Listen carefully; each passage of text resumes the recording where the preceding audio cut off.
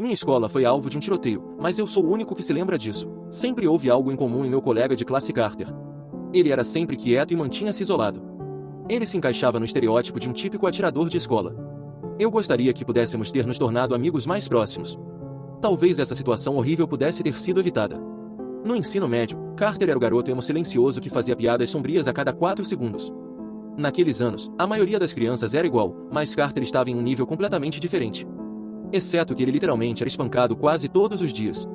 A parte triste é que ninguém nunca o ajudou. As poucas vezes em que tentei relatar o que estava acontecendo, os professores me disseram que iriam verificar, mas nada aconteceu. Eu simplesmente nunca poderia esperar que Carter seguisse por esse caminho horrível. Lembro-me da primeira vez que ele tentou tirar a própria vida. Aparentemente, ele estava planejando isso há meses e trouxe uma corda para a escola com a desculpa de que era para um projeto. Quando vi sair com a mochila em direção ao banheiro, tive um pressentimento ruim e perguntei se poderia ir também.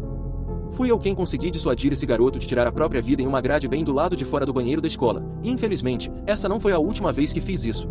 Ele tentou mais 3 vezes durante o ensino médio, e tentei contar às pessoas, mas nada aconteceu. Era como se ninguém se importasse com ele minimamente. Talvez seja por isso que ele fez o que fez. O ensino médio só piorou para ele depois disso. Lembro-me do primeiro dia de aula depois das férias de verão, ele me deu um sorriso no corredor. Isso foi demais. Ele parecia melhor.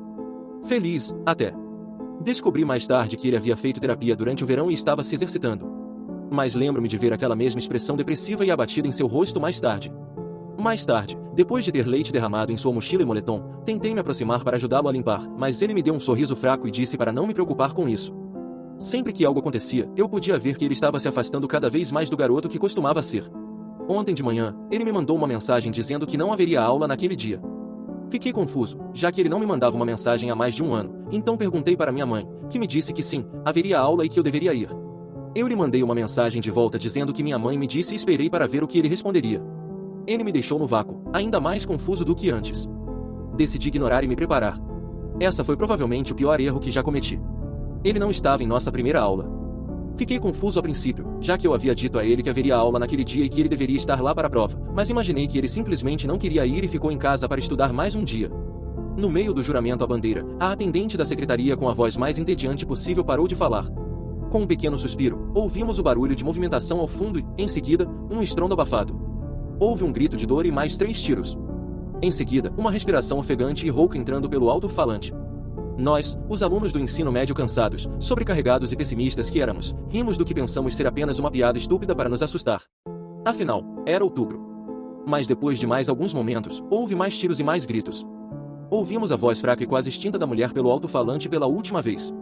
Atirador ativo. Código vermelho. Liguem para o 911. Dizer que o caos se instaurou seria um eufemismo. O Sr. Wayne rapidamente apagou as luzes e nos enfiou no canto da sala.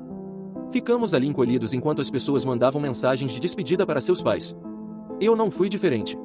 Meu pai não respondeu. Acho que ele estava no trabalho ou algo assim e não teve tempo de olhar as mensagens, mas fiquei pensando se ele assistiu à transmissão ao vivo daquilo. Coloquei meu telefone no meu moletom no momento em que ouvi um tiro vindo de fora da nossa porta, e fechei os olhos como se isso fizesse tudo desaparecer. As meninas choravam ao meu lado e os outros garotos da minha sala estavam enlouquecendo. Mas no momento em que ouvi a porta da sala ao lado ser arrombada e os gritos dos estudantes sendo interrompidos por tiros, uma calma sinistra me envolveu e me levantei, empurrando as mesas para bloquear a porta. Alguns outros garotos e nosso professor perceberam e me ajudaram, recuando para o nosso local. Quando terminamos, os passos se aproximaram da nossa porta. A cada segundo lento e angustiante, a maçaneta tremeu enquanto o atirador tentava entrar da maneira convencional. Mas, depois que isso se mostrou infrutífero, ele começou a tentar chutar a porta, como fez na sala anterior. Uma garota a poucos metros de mim soluçou, dizendo que não queria morrer, e algumas crianças estavam com os celulares gravando. Pensei em fazer o mesmo para ter provas e tirei o meu telefone. Após alguns segundos de chutes, ouvi um grito frustrado do lado de fora da porta. Parecia tão familiar.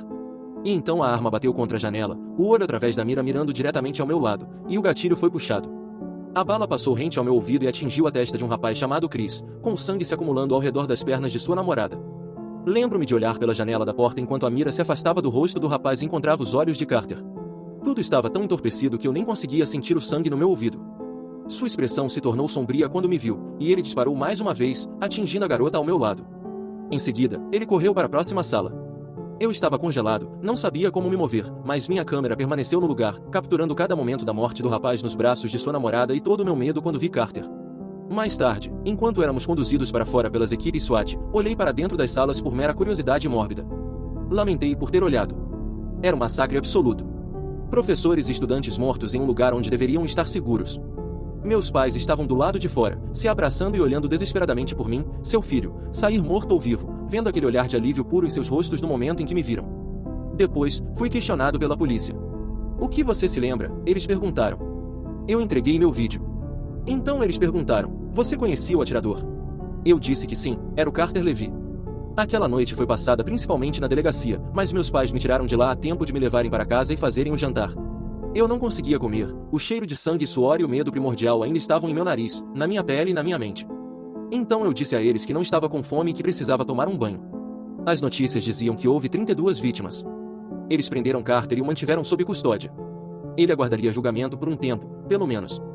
Depois de uma refeição frugal de meio pedaço de peixe e água, eu disse que queria ir para a cama por volta das 11 horas, já que eu costumava ficar acordado o máximo possível. Meus pais estavam preocupados, mas atribuíram isso ao choque. Fui para a cama com lágrimas nos olhos e caí em um sono agitado, assombrado por sonhos de morte. A próxima manhã foi quando as coisas ficaram ainda mais estranhas. Meu despertador tocou como de costume. Fui desligá-lo, já que obviamente não haveria escola hoje com tudo o que tinha acontecido, e me virei na cama. Mas então minha mãe entrou. Ela me disse, Lucas, você vai se atrasar para a escola, levante-se. Eu olhei para ela com confusão. Eu me perguntava por que ela estava me fazendo levantar e me perguntei por um momento se tudo não passava de um pesadelo. Mas então passei a mão na orelha e fiz careta, olhando para as palmas das mãos machucadas. Não, definitivamente não era um sonho.